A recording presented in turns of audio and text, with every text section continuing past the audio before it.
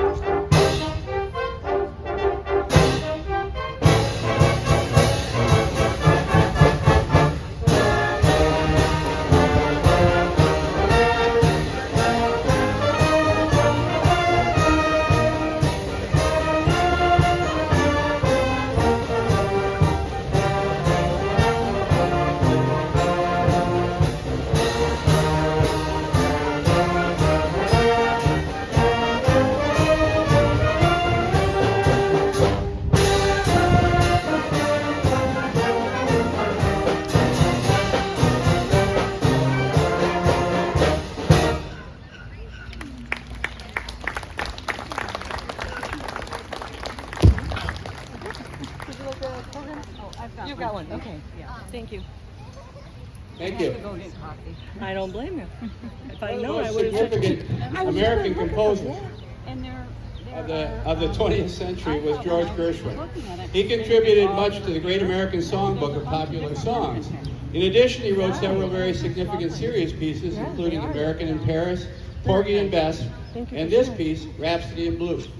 Rhapsody in Blue was commissioned by Paul Whiteman for his concert celebrating American music in New York's Alien Hall in 1924. It was said that he asked Gershwin to make a lady of jazz, and this is the result of that. In that concert, this newly commissioned piece had George Gershwin himself at the piano.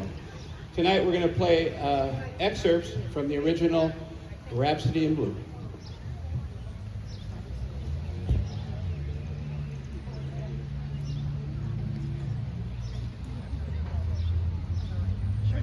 I'm still saying tonight. If I say tonight, I mean this morning.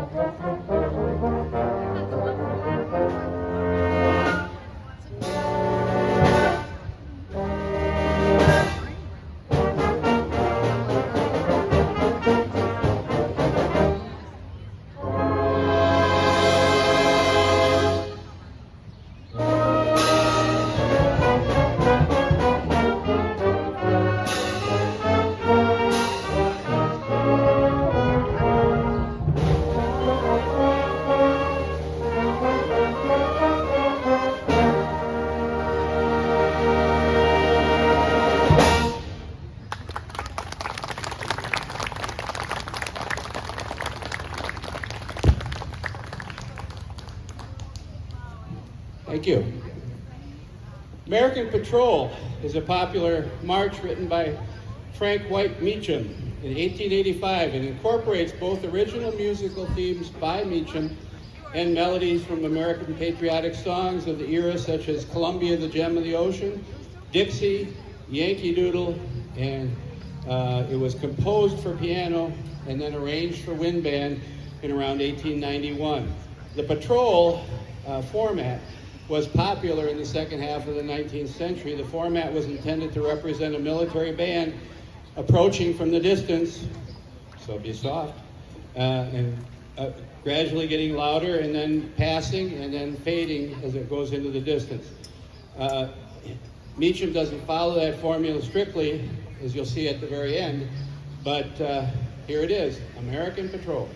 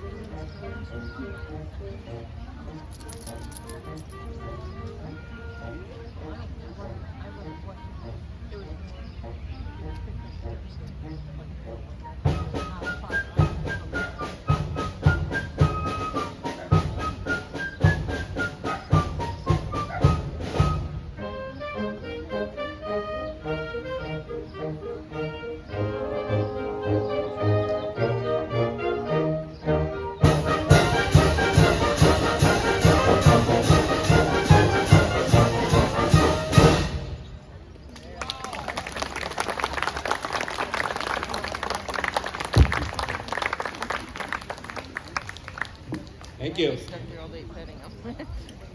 Oh, I missed the Shenandoah is a traditional folk song sung in the Americas dating back to the early 19th century.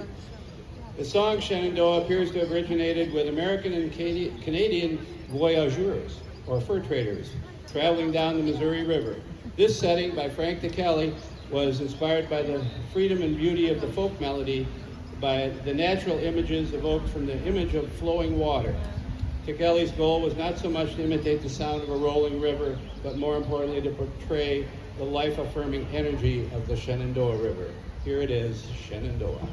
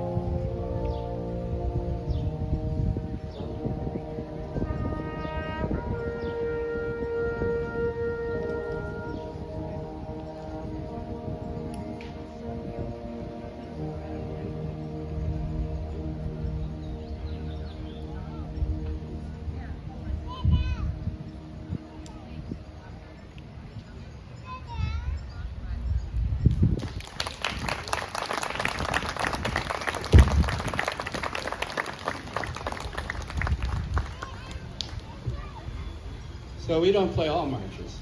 We finesse a few of these. Thank you. The Liberty Bell, back to a march, was originally written for an unfinished operetta by John Philip Sousa. Sousa agreed, following suggestions by his manager, that the march be named the Liberty Bell. The march was published in 1893, and it was an immediate success. Although we played this march at our last concert, there are few marches by Sousa or others that convey the same level of patriotic feeling as the Liberty Bell. Complete, you're going to hear the sound of the Liberty Bell during the trio of the march. Here it is, the Liberty Bell.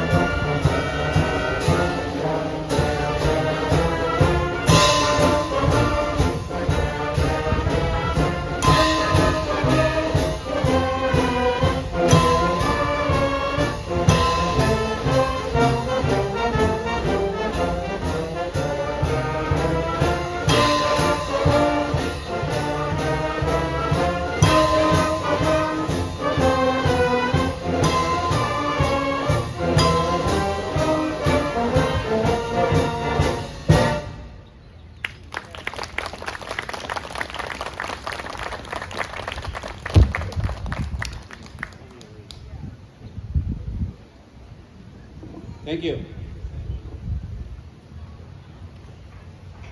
Last year, we played a medley of songs identified with and popular during World War II. Tonight, we're going back an additional 25 years, and we're playing a medley of tunes identified and popular during the Great War, or as it was known then, the World War. They didn't know it would be World War I. I have a photograph at home of the dedication of the World War I memorial, which is right over there, that granite rock over there, with a bunch of veterans in 1938, 20 years after the war. They dedicated it. And the surprising thing about that picture is these guys are all in their uniforms. 20 years after I was 20, it had been a little tight. So.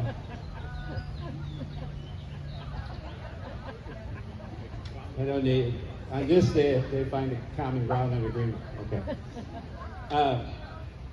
The memorial was dedicated in 1938, 20 years after that war ended, and little did they know that approximately a year in the future, a new world war would begin that would ultimately include us.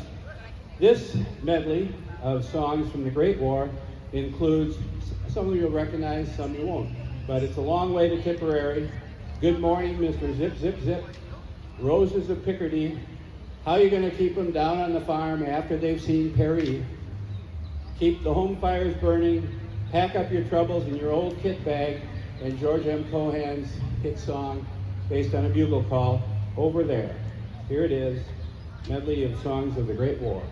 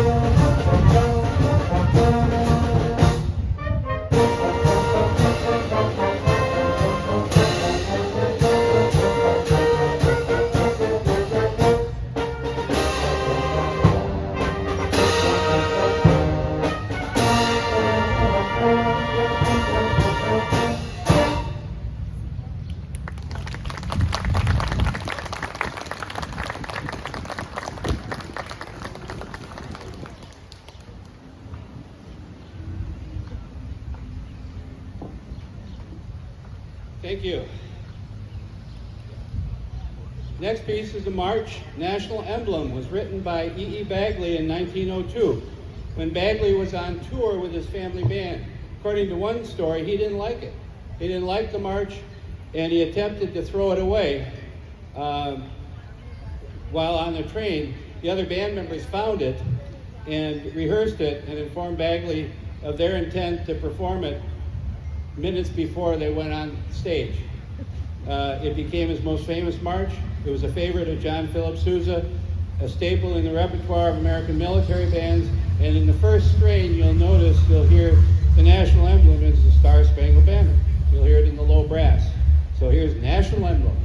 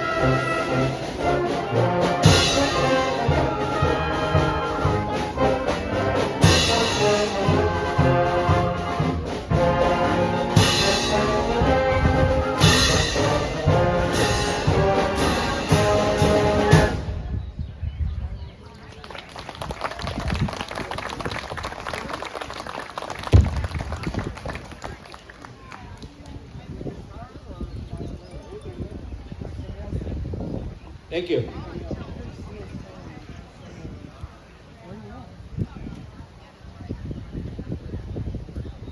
All right. Nothing is quite so American as this was supposed to have been July 5th, but as the national pastime, baseball. Today we're going to take you back to Major League Baseball the way many remember it, especially if you're a Cubbies fan. It's the 7th inning stretch, and Harry Carey is just about to lead you in a rendition of that 100-plus-year-old song, Take Me Out to the Ballgame. You thought you'd get away without an audience participation with that. No. We're going to ask you to sing along after the first time through, and then I'll cue you, and I didn't put the words in the program, but I think you all know them. Take me out to the ball game, take me out with the crowd, buy me some peanuts and Cracker Jack. I don't care if I ever get back. Let me root for the home team. If they don't win, it's a shame. For it's 1, 2, 3 strikes, you're out at the old ball game. Here we go.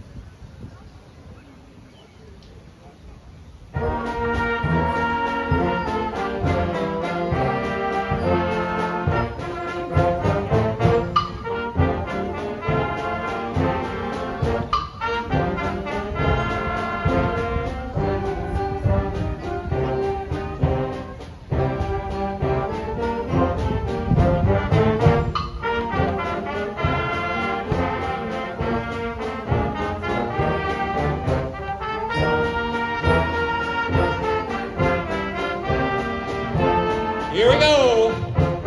Take me out to the ball game. Take me out with the crowd. Buy me some peanuts and Cracker Jack. I don't care if I never get back. For it's root for the home team. If they don't win, it's a shame.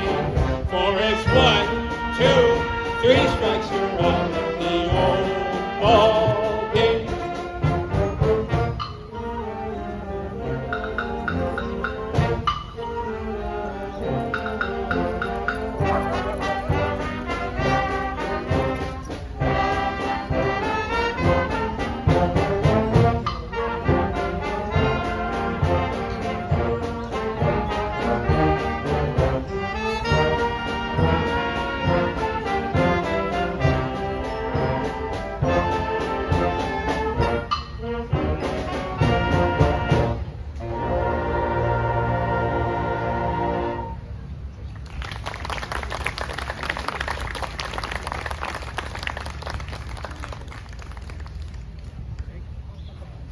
Thank you.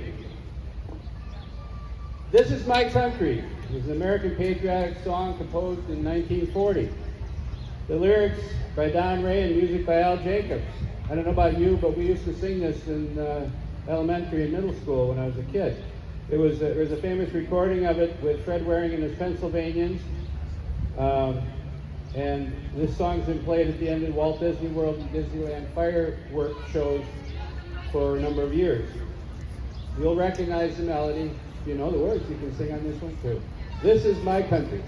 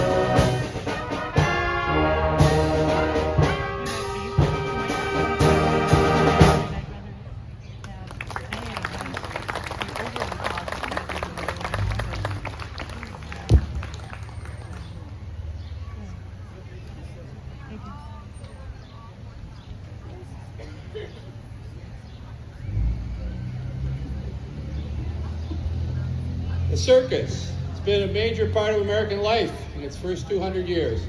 Ringling Brothers, Barnum and Bailey Circus, the greatest show on earth, with weakening attendance and animal rights protests and high operating costs, performed its final show on May 21st, 2017, after 146 years.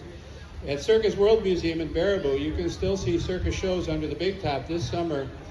However, will be the last year in which there will be elephants performing. Took our grandkids up there to see that, but the two elephants are in their 40s and they're being retired to a place in Texas. So although traditional circus as we knew it under a big top is really no more, the music of the circus is still available and a great part of American history. Henry Fillmore was one of the giants of American band music in the first half of the 20th century and of circus music. Among the pieces composed was a series of trombone smears. They're called smears because you hear the slides going like that. And you're going to hear that. Among the music, these trombone specialties had titles such as Miss Trombone, Hot Trombone, and tonight's, or this morning's piece, our trombones are going to be featured doing Shoutin' Liza Trombone.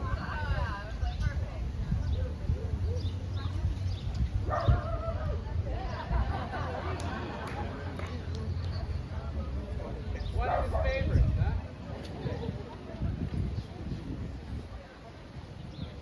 I know. As I'm putting my earrings in. Someone bought a book back.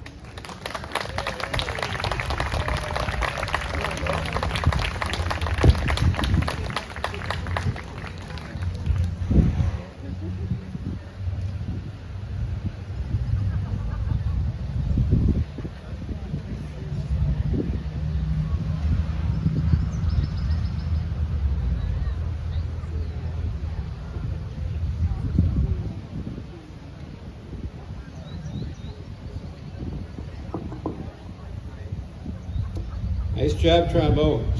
All right.